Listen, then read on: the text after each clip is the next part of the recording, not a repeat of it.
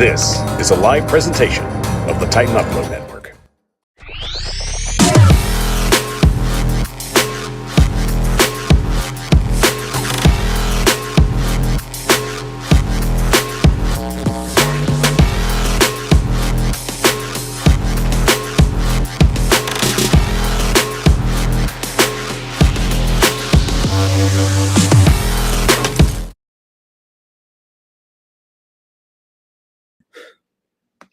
The Power Hour is on the air, live streaming on YouTube, Facebook, Twitter, and Twitch. I'm your host, Michael Bishop, and thank you for joining us on this later Monday evening.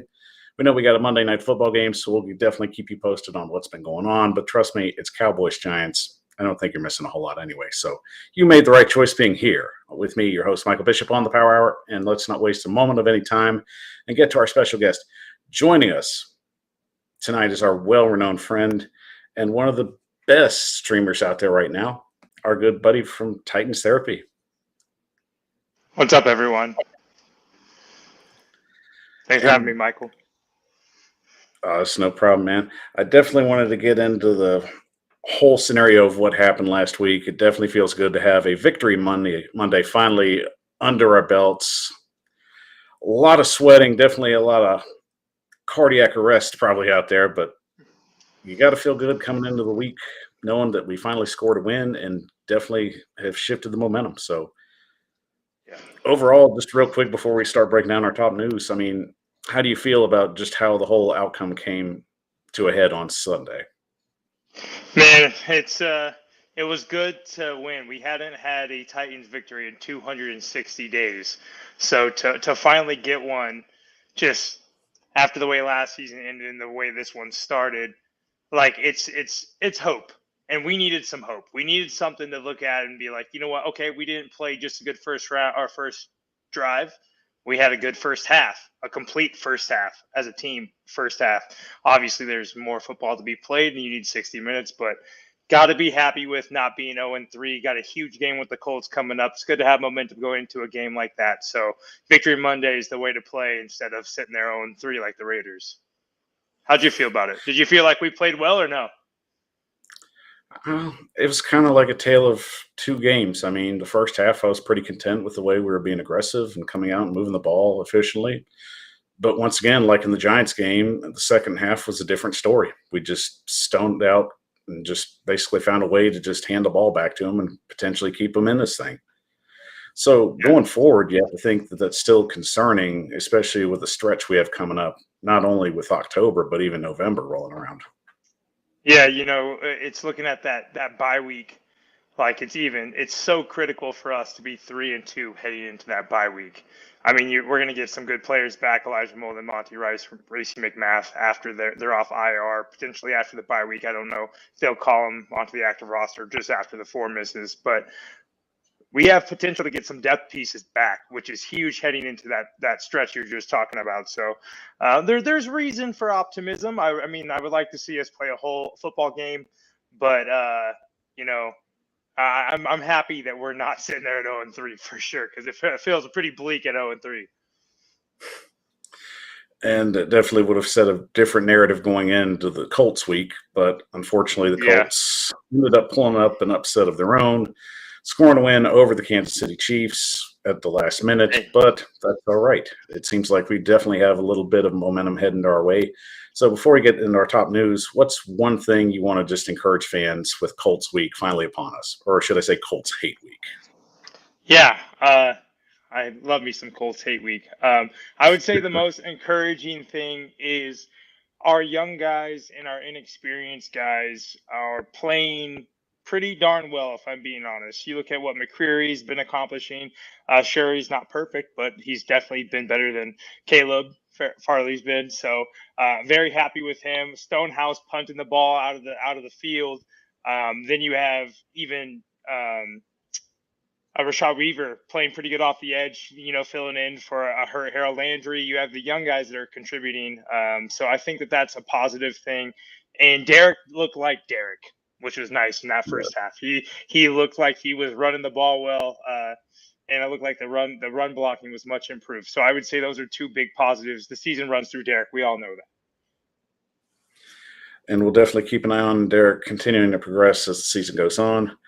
Shout out to our guests joining in on the show. Everybody's starting to pile in. Titans Time Podcast, our good buddy, Tighten Up Victory Monday, as of course we said. The 615 Podcast said, I told Jim Wyatt we play only good enough to win, but we need to clean up every aspect of the game, or Indianapolis will feast on the Titans' offense and defense. And Lee, I agree with you on that. I mean, really, it's going to be just a building process. It's a situation where you've got to continue to get better week by week. And Mike Vrabel knows that. John Robinson knows that. And obviously the locker room knows that. So it's just executing the game plan. But as he says, victory. That's what I think is going to be huge, right? They got to tackle right in this game. I mean, it was atrocious the first 2 weeks. It was a little bit better last week. Would love to see some sure tackling against Jonathan Taylor, or else he's going to run rampant. And I definitely agree with that aspect. It's going to be one of those games where you're going to have to get your guy down and be efficient with tackling. Also, shout out to our buddy Lou Man, always in the show, always good seeing him, always coming with a good comment. So, Lou Man, always good seeing you. And it looks like we've got a little bit of activity behind you. You got some kitty cats definitely joining in on the show. So, we'll have a full panel tonight. I love it. Yeah, that cat's named Henry after King Henry himself, the little orange one. So. Well, hopefully he doesn't truck his fellow kitty cat over there, so we don't want to see any violence other than the one on the football field. But let's not waste another minute. Let's get into our top news tonight. I'm Michael Bishop. Welcome to the Power Hour. Let's hear it.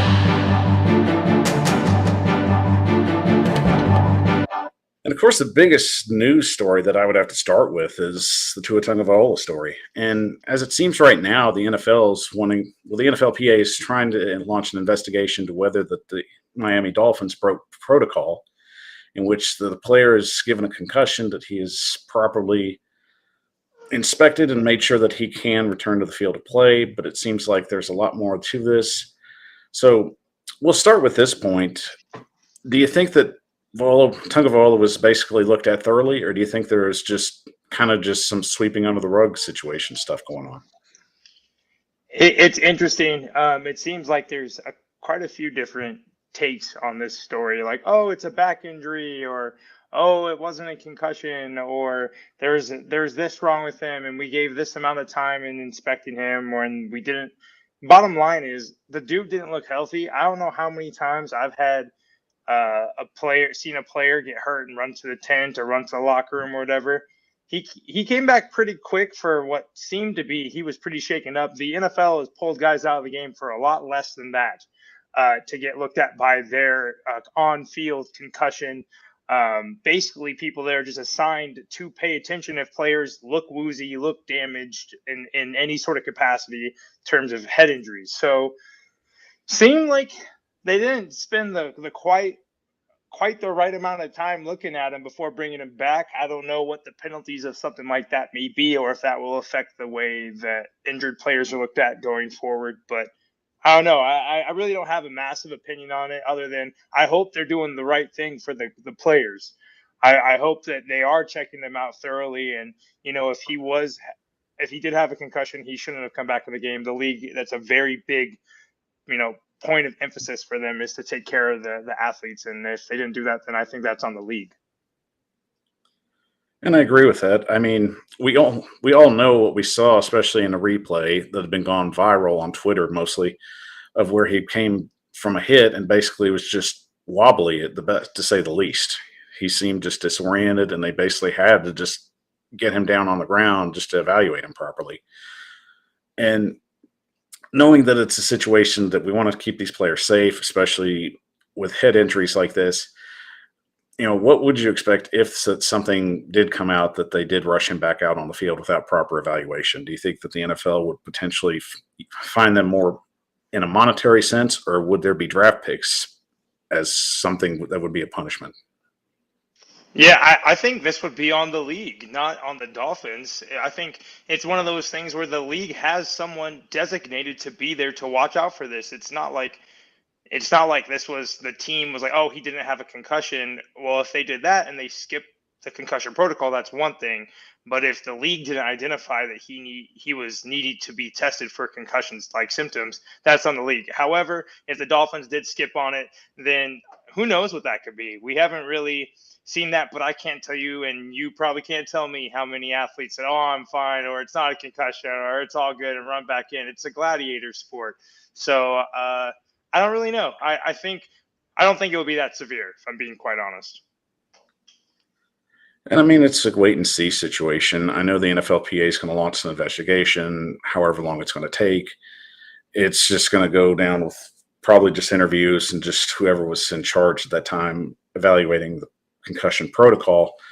And going to our comments real quick, 615 brings up a good point. Protocol in games takes 10 to 15 minutes. So, Mm. depending on how bad of the severity was or what level it was that he did sustain a concussion, I think that's one of the things they want to try and make attributed to like the fact that they actually did their job and this wasn't a rushed situation. Also, another shout out to 615. Make sure you do smash that like button. We appreciate that because caring is sharing. And another shout out to our good buddy Ryan Harris. Dolphins have been through enough trouble as it is with all owners, has been done before the season started. And that brings up a very good final point. And I think Ryan brings that up very well. We all know the Dolphins are already under a lot of just scrutiny, especially with the Tom Brady situation and especially with the coaching hiring situation, as if they need another basically big problem on top of the already trouble hill they've already built. So, with all that being said, it already just seems like Stephen Ross just continues to be a huge problem for the Dolphins, just in the sense of somebody that's in charge of things and wants things done a certain way. And I'm not trying to make him involved in this in any way. He had no say in this. But still, in a sense, the Dolphins as a franchise just seem to keep finding themselves in trouble. I mean, is it just bad luck or is it just right time, bad decision kind of thing? Yeah, I mean, it is very apparent that they need to batten down the hatches in quite a few different areas. I don't know how much of that's a trickle down of leadership and processes, but you got to be a little more organized. It's the National Football League, and there are eyes on every little thing that you're doing. So I would expect them to eventually have to make some big organizational type changes. Whether that means hierarchy, personnel, I'm not sure, but it could just be processes to start cleaning up their act a little bit. But regardless of all that, the Dolphins are still one of the three undefeated teams left in the NFL right now. So, with their head coach, I still feel confident that they can do things, but hopefully they can keep their nose clean going throughout the rest of the season. Moving to our next story. And this one was really just kind of a hit out of nowhere. I basically woke up this morning and found out that the Pro Bowl is now no more. That basically we've turned it into what was initially thought by a lot of people will now be a flag football game and an exhibition of players showing off their skills. So, your take on this, do you feel that this is going to be a step forward to make the Pro Bowl more watchable, more entertaining, or do you think it's a step back?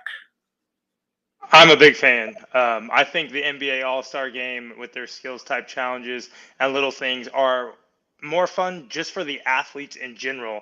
You go back and look at the days when Steve McNair is throwing the ball through a machine moving circle 22 yards down the field. Those type of things are just fun. And I think that adding that element as the big marquee portion of it, the flag football game itself could be fun, but it doesn't need to be like more than it has to be. With the Pro Bowl going soft over the last, I don't know, decade, it's worth it to just focus on the fun things. And I think that this is a step in the right direction. It's interesting to me the timing. It's the day prior to the Super Bowl. I thought that was interesting versus being the weekend prior. So yeah, that's just another way for them to keep ramping up viewership towards the Super Bowl. And with a skill set coming up for this upcoming Pro Bowl, I mean, that generally gets me excited. I mean, you're really going to see the best players in the league right now get a chance to showcase their talents, as you said. What's one thing that you would like to see in that kind of showcase where these guys are going to be able to just kind of just goof around and have fun with it and potentially just make a competition of it? What's one competition you would like to see in this skill set? I was just thinking about defensive tackles. Like you have like Big Jeff and Cam Hayward and Aaron Donald and stuff have like weighted sleds and see who can get their sled, 50 yards the fastest or 100 yards the fastest, something like that. Like who can generate the most force the quickest and who's got the most durability. I think little things like that just are unique that they could add. As well as just how many catches and one-handed at 5 yards. Okay, 10. Okay, 15. Okay, 20. Just do something silly like that. I think those type of things are what impress fans, but also make things fun for the athletes. So I would go with some one-handed catch competitions.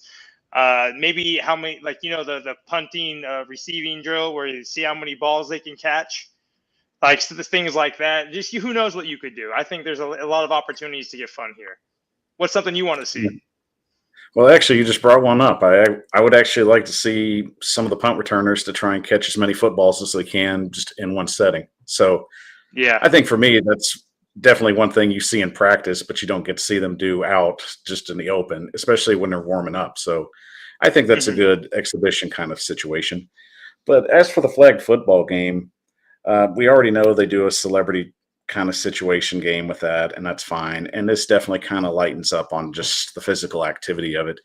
So, really, just we know it's in the sense it's going to be played as a flag football game. But what's one aspect you would like to see added to this that you think would make it a little more interesting? Make there like a 4-point conversion from like the 25 or something. It's flag football. Go ahead and make it, since you're going to eliminate the field goals anyway. Everyone's going to go for 2. Why not make it 4 points? Push it back to the 20. I don't know, something like that to make the score just kind of go wild. That'd be fun. And our comments are chiming in on the situation. Lou Man says flag weekend EM okay. I'm thinking. Our buddy Ryan Harris says smart of the NFL to get rid of Pro Bowl, but I think it should be added in the middle of the season, not the end. The NFL is only an organization that doesn't have a middle of the season all-star game. And I know that's been a discussion, Ryan, and I definitely thank you for the point. It's a very good point, by the way. Every team in the United States out throughout the major leagues, whether it be basketball, whether it be baseball, soccer, their all-star weekend always falls in the middle. And with the NFL, it always just seems like it would be more hectic to try and pull that off, especially with less contact. Most of these teams are trying to get in a rhythm. They normally don't get into their rhythm usually till about the 5th or the 6th week of the season. So, especially with a lot of injuries piling up and ACLs and shoulders and bicep tears, it's kind of scary thinking about having a Pro Bowl, especially with just so many injuries going on. I would have to think that would elevate that. I mean, what would your take be on that? Yeah, I mean, my take would be it's the timing for TV contracts, why they would never do that. The middle of the season would put them right around the Thanksgiving mark and things like that. And to lose out on, football and Thanksgiving's like a thing. And to miss out on having a break like that, I think the contract would make the season would have to start sooner and have to end later, and weather gets worse. And there's all sorts of reasons why they wouldn't want the season to be longer than to their, September to February is where they want it. So adding a couple weeks in could muck things up. Plus the injuries, like you're mentioning, we see guys go down in preseason. We see guys go down in non-contact. Guys are going down in practice, just in general. Just the more opportunities for them to be on the field and not recovering or resting or doing PT or whatever, it just creates more opportunities for people to get hurt. So personally, I think that the game should be done the flag game should be done by players that are no longer competing for anything that's significant, and hopefully they don't get hurt. And I think with the other point there, I like the fact that this will be in Vegas this year. Warm weather. It's going to be right around in late January, so you want to be somewhere warm. So, would you like to just see it at one venue specifically, or just a group of venues, or just a different stadium every year? So I live in Vegas, and I went to the Pro Bowl last year here for free. It's a pretty cool venue.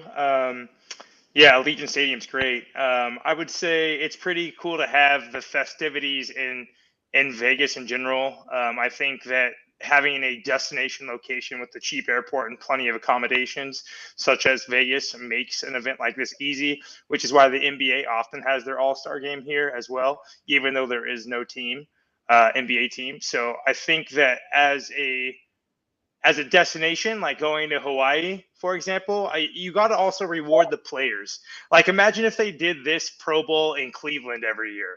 Like, you got to reward the players. You got to give them a reason to, oh yeah, I want to go to Vegas. You can't just like pick some random destination. So I think Miami, I think, I think LA, I think Vegas.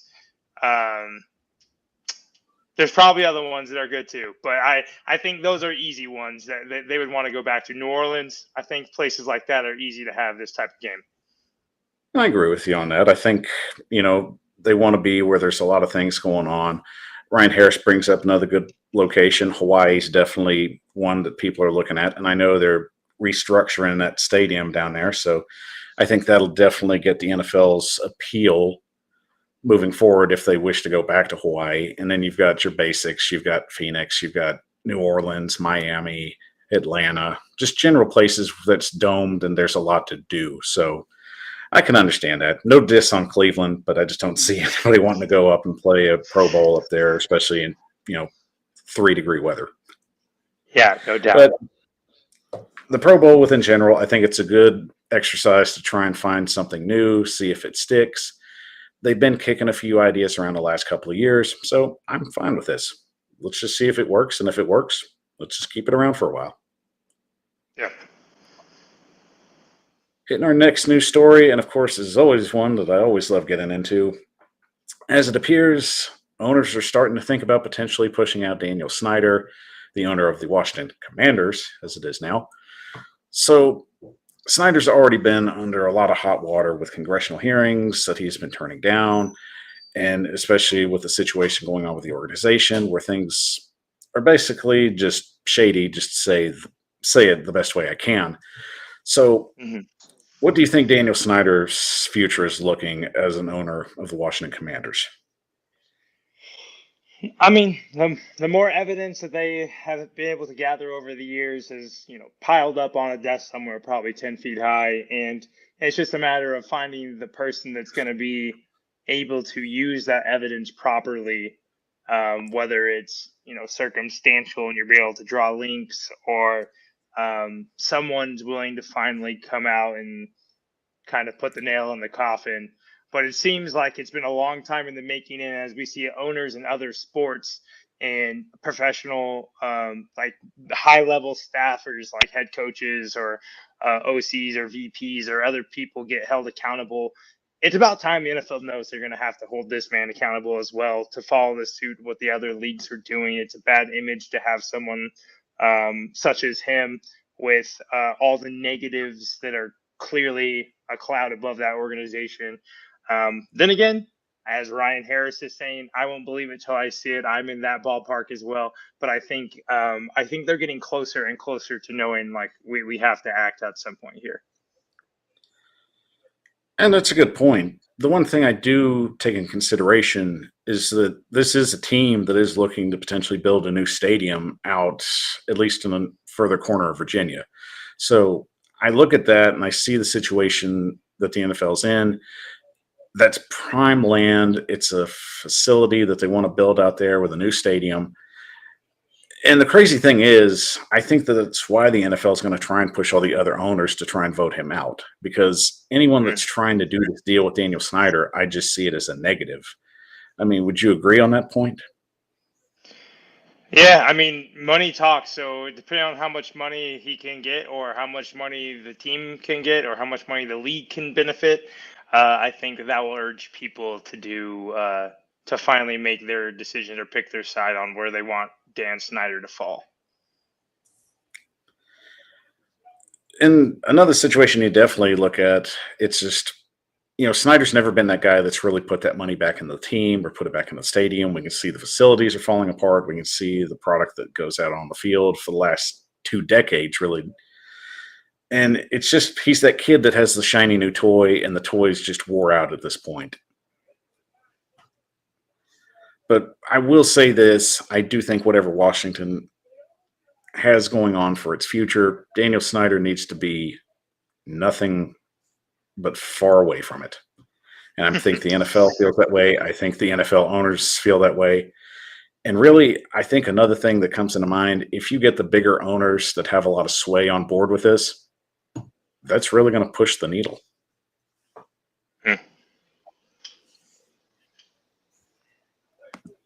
Moving on to our next news story, and it's definitely one of interest. It appears we have a new Super Bowl halftime sponsor. It appears Apple Music will be doing the Super Bowl halftime show for the upcoming futures. And also, as of yesterday, it was reported that Rihanna will headline the Super Bowl 57 halftime show in Phoenix. Definitely got to get your take on that. Are you happy with the selection there? You know, my fiance's happy with it, so that makes me happy with it. Rihanna is great. I have no quarrels with her. Always been Team Riri over Beyonce. I know that's a hot take for some, but I do believe that having Apple Music as the sponsor might make a difference in the production and uh, not necessarily like how much money goes into it or things like that, but what it looks like because they want the artists to sell. They want people to go to Apple Music and subscribe and purchase Rihanna songs off of this and whoever is. So I think that this halftime show has the potential to be very big. I saw the Beehive comment and had a chuckle. Hey, I Team promise Riri you, all day. I promise you, Ryan. I don't think she'll find out about this. But if she does, Riri, I'm sorry. We love you. It's all good. We're just talking. But I mean, I think it's a good match. I think it'll definitely get a lot of views, and Apple Music partnering up with that because the artist doesn't get paid for the performance, but they actually make their money for people buying their music. So that's a Yeah. good way for Apple to just market that as well. So, and of We course, I definitely have to ask this because it's the $1 million question. We all have our particular take of who we would like to see in the Super Bowl halftime show. So I'll definitely ask you, who do you think would have been a great fit for the Super Bowl halftime show, or maybe even down the road? Sheesh. Uh, I think it's cool when they pick an artist that has local ties. I'm not super familiar with the state of Arizona and what musicians, bands, or artists come from Arizona that are popular enough to kind of headline that show. But I do think, man, I'm thinking back to the coolest halftime shows I can remember and the worst ones I can remember. And the worst one I can remember is the Black Eyed Peas. And then I'm thinking to myself, okay, what ones were good?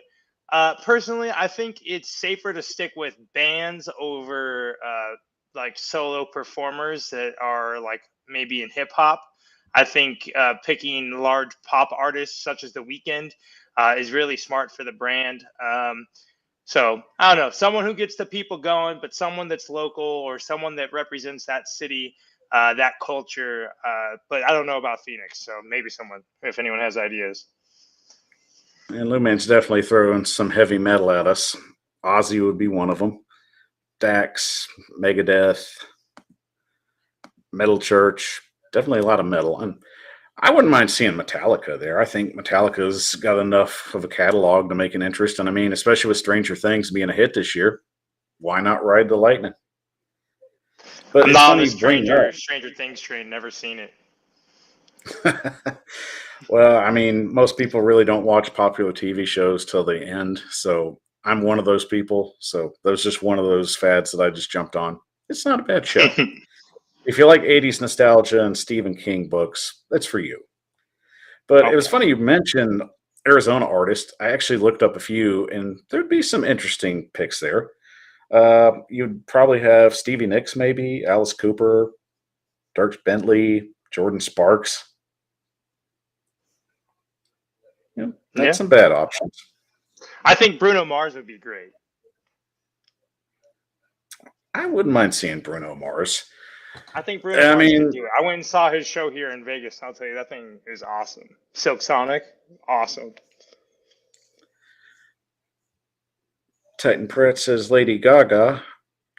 I She can't was remember. She good. did one. What wasn't she like in Was good. the Falcons Patriots Super Bowl? She did that one, I think you're. I think you're right. I think you're right. and Bruno did one too. But I'd watch it He again. I don't know. he did. Now I wouldn't mind seeing an East Coast rap show. I would love to see Jay Z and Nas do a show. Yeah, Maybe that'd Wu be Tang dope. Clan. That'd be cool. That'd be cool. Wu Tang's for the children. So, but loving a lot of these suggestions too. Jones, MC, AK Tupac.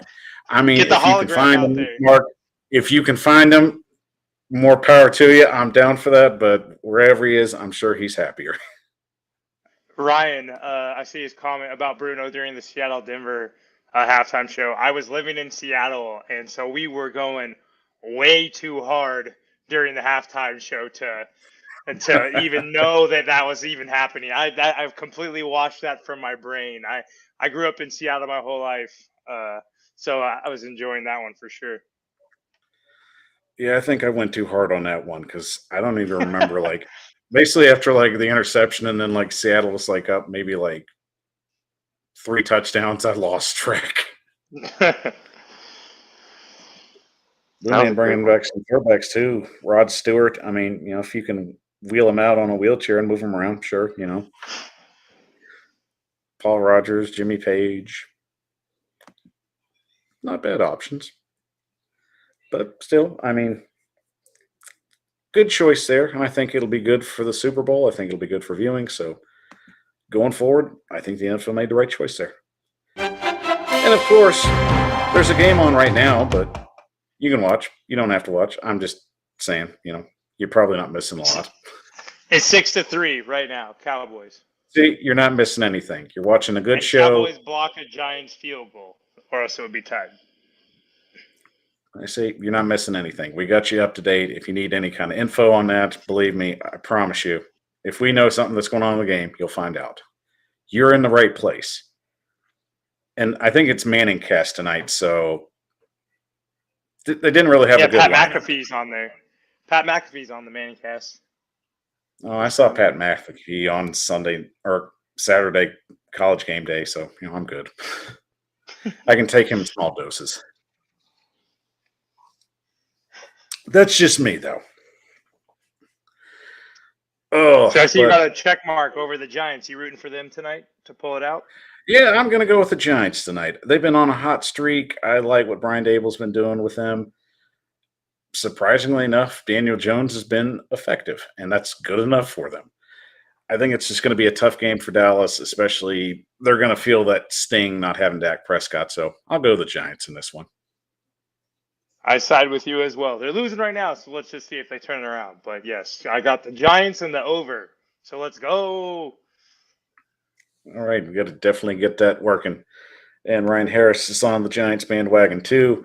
So New York, we're showing you some love, so you better show out tonight because I can't just put this kind of love into something and not get something back.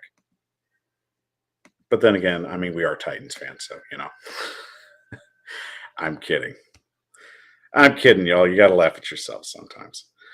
All right, guys, we're going to take a quick 30-second break, and when we come back, Titans, Raiders, Victory Monday. Let's break it down. Let's talk about what we liked, what we didn't like, and what we'll be seeing with Colts and Titans coming up in the upcoming Sunday game.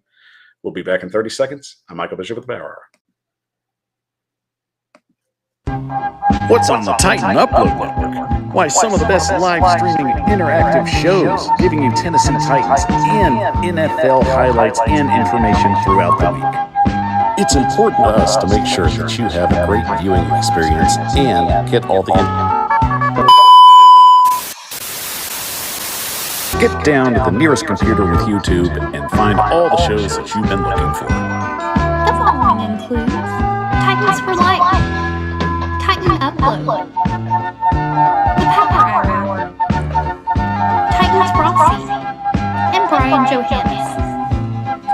Watch them today. Exclusively on the Titan Upload Network. The Power Hour is on the air, live streaming you on YouTube, Facebook, Twitter, and Twitch. I'm your host, Michael Bishop, and thank you for joining us on a Monday evening. We know you could be watching Monday Night Football, but Trust me, we'll get you there. It's just an hour. I'm taking an hour of dullness and just nothingness and giving you entertainment. What more do you want? But I promise you, I'm we'll in. get you back. I'm in. I bought in already. Titan Therapy's in. Titan Therapy is all about getting you entertained. That's what we're here for. We're here to entertain you. Let's do it. So it's all good. If anything happens, I promise we'll let you know. But here we go. Of course, as always, we are on the Titan Upload Network. Thank you for joining us. Thank you for watching us tonight. A very special thanks to Titan Therapy for joining us. We needed that therapy, especially after the last 2 weeks we've had. So thank you for joining us on the show. And please let our fans know where to find you and all that great content and all those cool contests coming up that you all do so well. Yeah. First off, happy to be back second time. Always happy to be on the show. Yeah, we're Titans Therapy. We're just on Twitter. We're my co-host / one of my best friends. His name's Corey. Me and him been lifelong Titans fans. And after the Jets lost last year, we were talking about, man, we just constantly are venting to one another. So we decided to go with Titans Therapy and start making a show. It's just a way to keep us close. And we watch all the games together, have a bunch of traditions. We're on Twitter at Titans Therapy. We're on YouTube. Titans Therapy is the channel name. Super easy. I think Spotify, we're going to get going here after the bye week. I'm getting married on the Sunday that we have the bye. God's plan got us on that.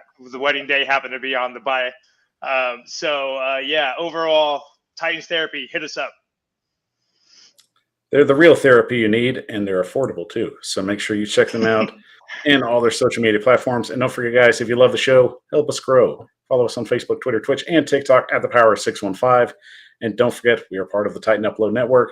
Titan Upload's doing a watch party. So if you got 2 computers, or if you got a computer or a phone, put them both on.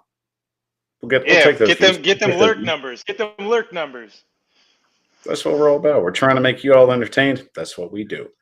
And we got a lot of great comments. I'll definitely get to those before we get to our next segment. Lou Man, Daniel's receivers dropping the balls. Well, I mean, we'll see what happens. It's a long game, buddy. I promise you. We'll get that covered. They still have Mike Vrabel. Let's see. That's about McAfee. That's a good point. McAfee was like, "Hey, Aaron, hey, that they're dead," and he was like, "Shut the hell up. They still have Mike Vrabel and Derrick Henry." So.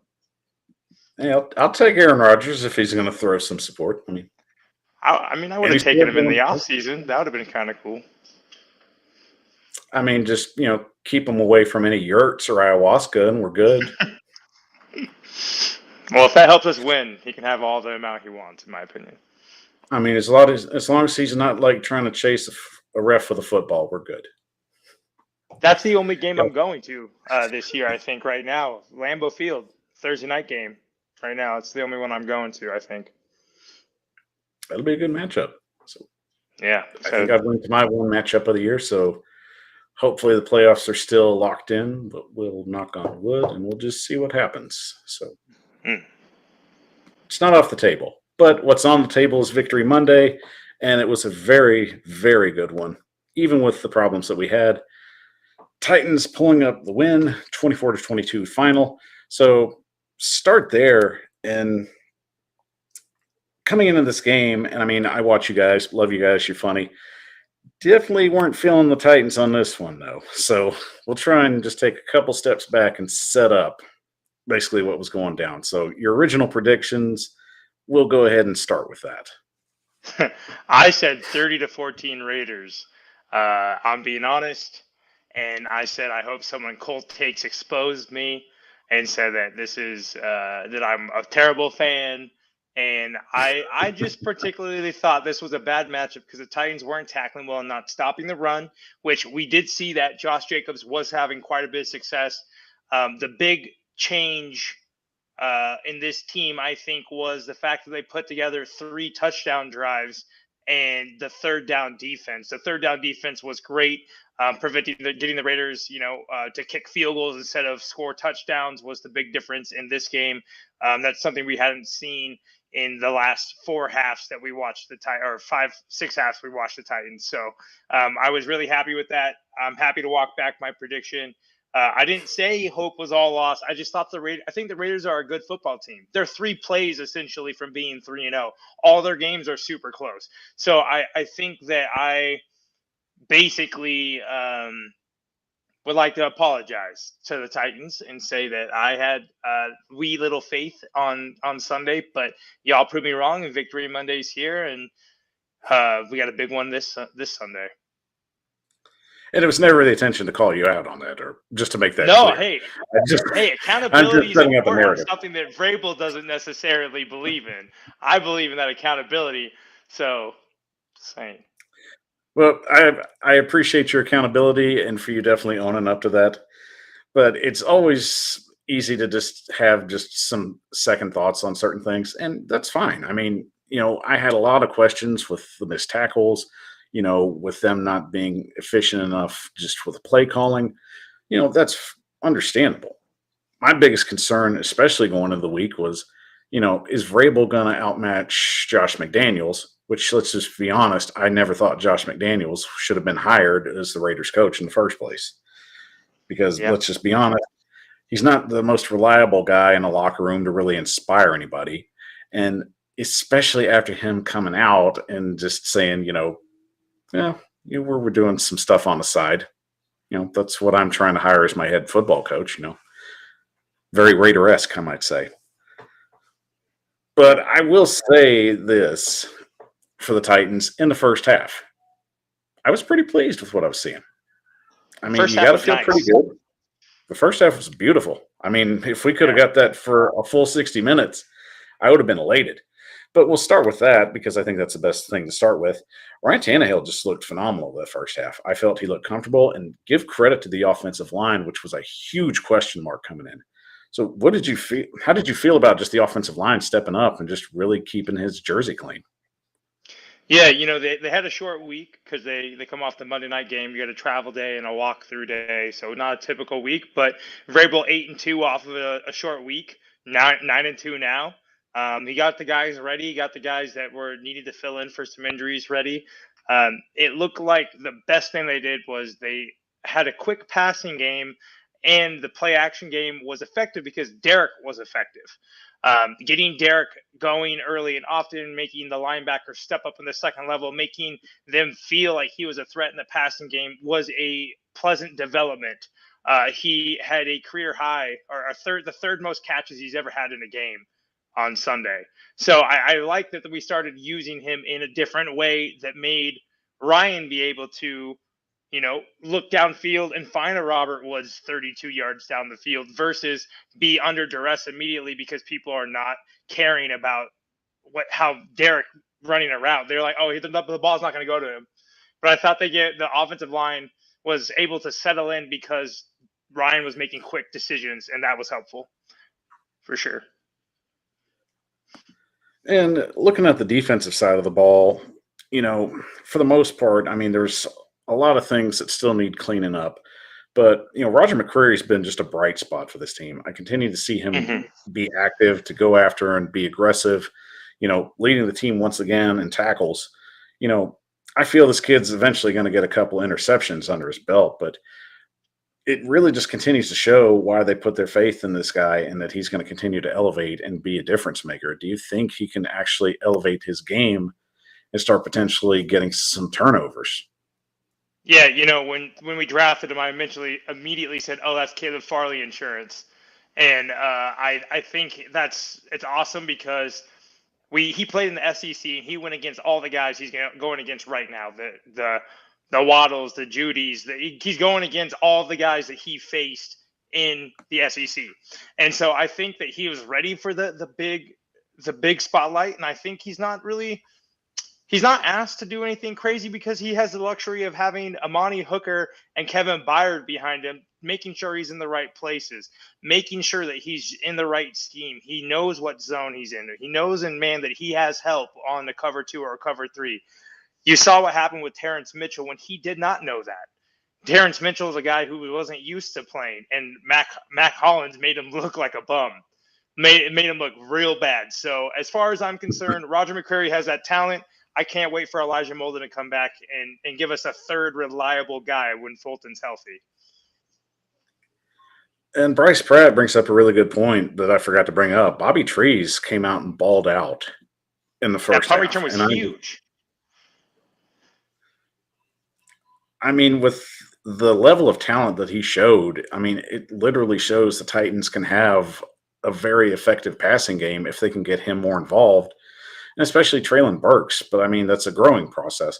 But Bobby Trees definitely being a more assertive and just seasoned vet, that's the guy you need to start throwing to more often. What's your Agreed. take on that? Yeah, I agree. I love getting him involved. I mean, truthfully, he looks healthy, which was, anytime you have a receiver upwards of 30 coming off ACL suffered in November, you're not necessarily sure how they're going to look so quickly early in the season. He looks like he's adapting and well. Looks like Ryan already trusts him. I wanted to shout out NWI for making some tough catches across the middle. He just seems to be a sure-handed dude. I really respect. Even if he's not putting up a huge stat line, he converted 3 third downs for us. So I'm looking at that. That's big. The only thing I was disappointed in is that Hooper decided not to roll for 1 yard on that. I felt like that was like, dude, you got to have some awareness. You're a veteran.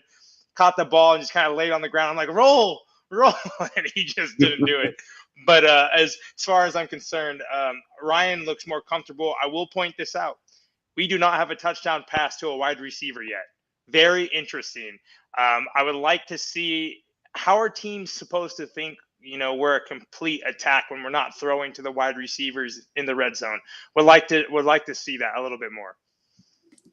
And that's an excellent point that you bring up. I mean, you know, eventually you're going to have to get your wide receivers in the end zone to make a difference. And these guys just continue to get closer on a week to week basis.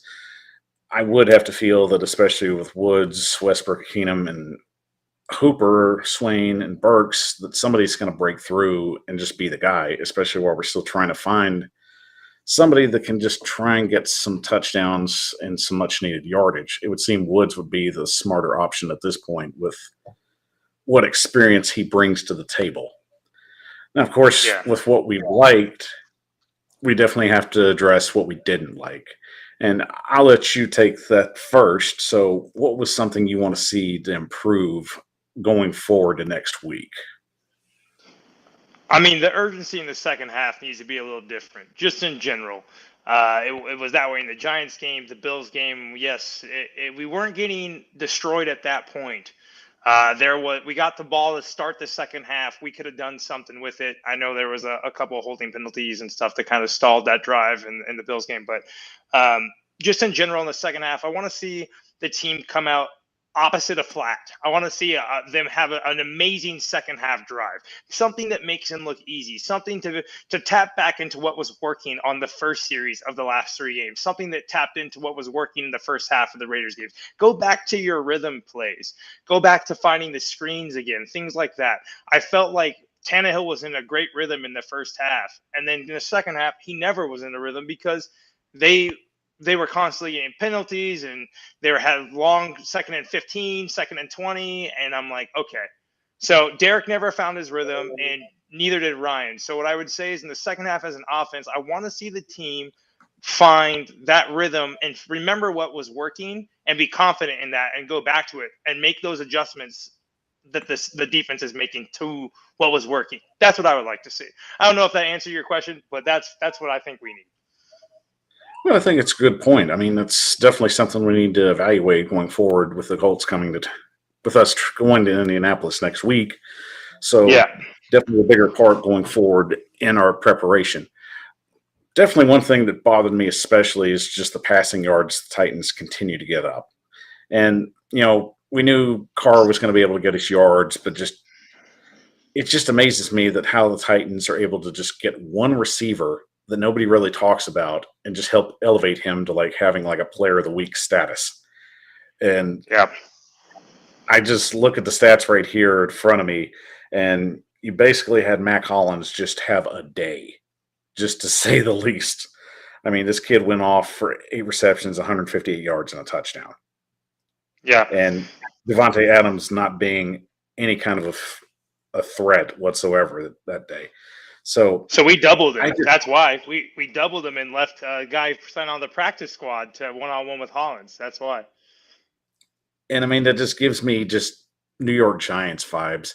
You know, we doubled up on one guy and then somebody else cut loose and just had just a game. So I definitely want to see that trend just continue to be something that we work on. I know we're shorthanded, especially in the secondary, especially at the front defensive line. But I mean, there's other ways you can get creative. I mean, when you have Jim Schwartz, you have to utilize his mindset. Yeah, Well, we've never been much of a blitzing team. We kind of rely on our front four to get pressure, and I think that worked a lot when you had Harold, Bud, Autry, and Simmons. And then you have obviously Naquan and Tear and others subbing in to keep the guys fresh. But now you don't have any of those guys really. All those guys I mentioned, it's literally half of them. Ola's out, not to mention, so he can't fill in for Bud. So I think you have to bring some blitzes. David Long played really well, his best game of the season by far. So I hope that maybe they get some momentum from getting a stop. You know, maybe they get some momentum and they play with a little more confidence and urgency here against the Colts. and with all that being evaluated, out of all the players today, who was your breakout player of the game? Oh man, um, I think the most important player was Derrick Henry. I think Derrick Henry got us going in the first half. He was the reason why that play action pass was going to find Robert Woods. And, um, we're one Traylon Burks fourth down catch away from that really blowing the kind of the brakes off that game. I felt that was a critical moment. So I think Derrick Henry getting his confidence and running like Derrick Henry was the breakout performance of the game that anchored us to getting 24 first half points. That's a good choice. Our buddy Mark Jones also agrees with you on Henry, and he also says Woods, and I would have to go with Woods. I mean, we That's really great. needed Yeah. one of these wide receivers to step up in a big way, and I was just thoroughly impressed with the way he played. He handled himself. I think it's the steps in the right way where you can get one of these older guys just moving, and you kind of feel good, especially going into a rivalry game the next week, that this is potentially just the guy that's going to be your go-to guy. But I mean, there's still a lot of things we've got to work on throughout the week. That, of course, being said, it's hate week. It's Colts hate week. So Sunday on Fox, 1 o'clock matchup. So with that basically being our first division game of the year, the Colts are a wreck. And their offensive line just can't do anything right, but yet the Colts still managed to pull out an upset win over the Kansas City Chiefs yesterday.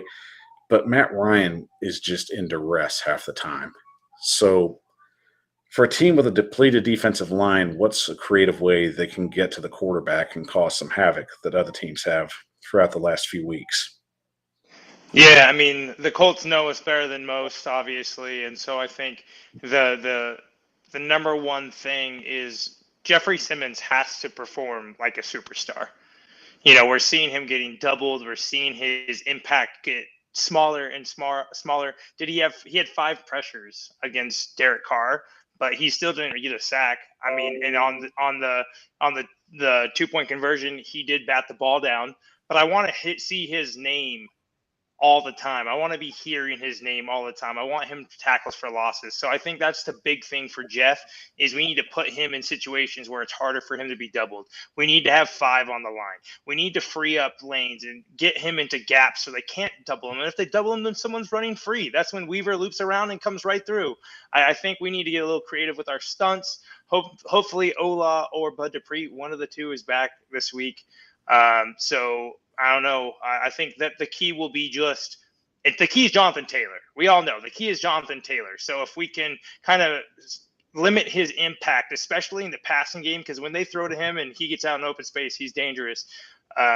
So I think tackling, and I think Jeff Simmons need to have a superstar quality game. What about you? I mean, with my take, I definitely agree with you on a lot of your points. I think Jonathan Taylor is one of the guys we have to lock up, especially with our run defense that's just been atrocious, especially in the second half. Another good point, and I think Lou Man brings up a player that I think's been a really big impact guy for the team, is Ryan Stonehouse. a lot of questions with Brett Kern have been, can he handle that role? And he's stepped in and filled in very well. So I think if Stonehouse can continue to like pin these guys deep in their own territory, and the Colts have had a very hard time, especially getting pinned in their own territory and moving the ball efficiently, I think that's going to be key to try and throw Matt Ryan's game off and potentially force him to run the ball. Yeah, I think putting them in 3rd and long is the key. Got to be successful on 1st and 2nd down.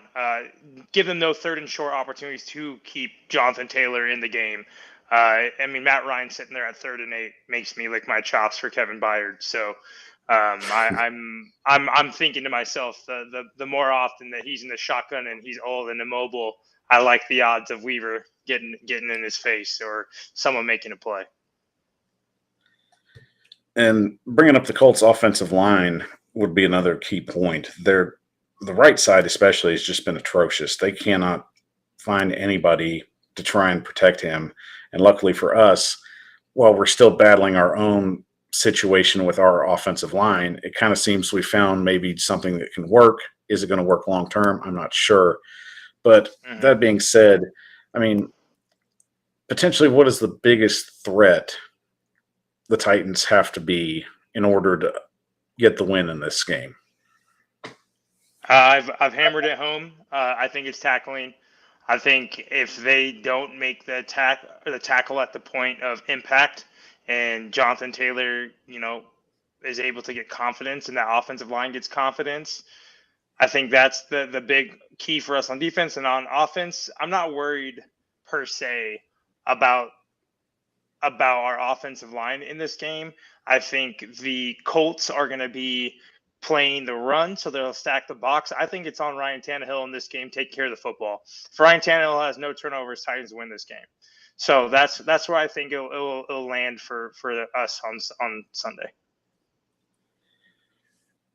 And great point. And one other thing I'll bring up, and Ryan Harris brought that up as well with Frank Wright, with having the fear to run with the run defense and the tendency that JT enough in the offense, so hopefully he does that again. Frank Wright just basically can at times abandon his game plan, and I think that's one thing that's hurt him throughout his coaching career. I've always said he's a good coach. He's not a great coach. At times he can stunt a good beginning of the game, but he can't finish it, and I think that's just been the Colts' problem the last few years. The difference is, I think the biggest thing is here is just coaching comes into play. And I think Vrabel definitely has to make sure that he makes the right decisions going forward, because at time when Frank Wright doesn't, that's when you need to take advantage of him. And I think that in the last couple of years, that's been one of Vrabel's strong points, especially out coaching some of these guys that continually leave these things and mistakes open for the Titans to actually have an advantage to take over. So yeah. I would definitely advise that Vrabel continue to try and outcoach Frank Wright, because we all know, one bad decision can be another team's decision to make a difference. Yeah, I think we need to score points in the second half of a football game. I think that's key. I think it can't be 57-7, man. We got to be scoring in the second half over here. I think that if we don't, we'll be hurt no matter who we play. Games will always be close if you don't score in the second half. And there's no argument there. That's why we go to therapy. That's why we go to Titans therapy, to get that head cleansing and that just fresh perspective. But to finish this thing out, we know it's a little early to do predictions, because it just seems like that there's always an injury or something that happens, especially throughout the week. But I guess we'll just say, from this standpoint, how do you feel about the Titans winning in a percentage right now? I'm feeling 65-35. I'm feeling much better this week. I think the Raiders, if you play the Raiders versus the Colts 10 times, I think the Raiders will beat the Colts 8 out of the 10 times. I think I think we have an easier game. I think it's easier for Vrabel to game plan for the Colts. In my opinion, they didn't add any like major new assets to change their style of play or any new dynamic playmakers. Yes, they have Alec Pierce, who had a concussion, but he came back last week and he's shown some flashes. But I think we know what Pittman brings. I think we know what JT brings, and I think we're not afraid of Matt Ryan. I don't think anyone should be. And then I think we'll just play a good game. I think that win was key for us to get it back, and I'm pretty confident. I just after saying it, I'm at 70%. I grew 5% just after going through that little prediction. Okay, I can respect that. I myself would go. I would go about 75% right now. I feel confident enough, but I will say, if we get Bud Dupree and Oladaney back, I'd go maybe 80. Yeah, I'm wondering about Cunningham. I think he's big. He hasn't played particularly well, but I'm just saying that the type of athlete that's going to be on the field, Dylan Cole versus Cunningham. Zach Cunningham is a little bit different. I think Zach Cunningham, at least even though he's been missing tackles, he's been kind of in the way. And I think Dylan Cole is kind of running around if you were to like put me in the game. So I think that I would rather see Cunningham back. I think that'll be important. And I would agree with that point as well. If you got to have especially when it's Jonathan Taylor. It's Jonathan Taylor. You got to be there. You got to be there. Agreed. I mean, in division games, you got to have your best and biggest players. For sure. Ryan Harris brings up the good point. Big month of October for the Titans. 3 division games, and 2 of them are on the road. And we're definitely going to see what the Titans can pull out. Not the best start to a September, but the Titans have a potential to have a good October, and maybe There's down hope. the road we'll see how that goes. There's always AFC hope. South, man. AFC South, man. Like I said, I might only take 9.5 or 9 wins, 10 wins to win this division. So it's plausible for us for sure. Maybe less. I mean, we don't know. Hey, well, I bet Vegas over 9.5 wins, so I'm going for 10. That's what we're getting. He'll go with a solid even number, so that's fine. All right, guys. Thank you all for joining us tonight on the show. I want to thank our guest, Titans Therapy. As always, great insight, great being on the show and having them to give everything they can. And make sure you follow them on all their social media platforms. Please let them know where to find that great content and what y'all will be doing in the upcoming future. Yeah, at Titans Therapy on Twitter. Good takes, bad takes, hot takes, cold takes. We got them all. We got all the venting, all the complaining you could ever want, as well as all the potential hope that's going. We have jersey props, so every week look out for our jersey props. Last week was 2 Kevin Byard picks. I'd buy a Stitch Navy. Every week we have one, so that's fun. And then on YouTube, we're dropping new episodes each week after the game. Typically Wednesday is our thing on our YouTube there. And yeah, so go ahead and give us a subscribe and check us out. They're the best therapy you could go for. Make sure you check them out and follow them on all their pages. They got some of the best stuff going on, guys. And as always, we are part of the Titan Upload Network. So make sure you follow all our great streaming partners and our friends on their platforms as well. Definitely got a lot of things coming up in the future. We'll keep you posted as that goes along. And don't forget, after you're done with this show, go check out Titan Upload's watch party of the Giants and the Cowboys. Not going well on TV, but you can watch him do that. He makes it more entertaining, I promise you. Especially for you all that don't like Troy Aikman and Joe Buck for whatever reason. I don't know. That's all on you. I don't try and figure it out. We just know that you exist. Those people exist. So this is for you. And that's fine. If you don't like them, I understand. I mean, everybody's trying to find their John Madden and Pat Summerall, so I can understand that. But once again, guys, thank you so much for watching the show. Give yourselves a round of applause. Because of you, the show continues to be a success. You're why we keep doing this. You're why we wake up and make these shows for you. So make sure you all have a great week today. We'll get ready as this Colts hate week continues to strive on, and hopefully we'll be back next Monday talking about another win on a Victory Monday. So special thanks to Titans Therapy for joining us tonight. Guys, thank you so much for joining us as well. I'm Michael Bishop with The Power. Take care and tighten up.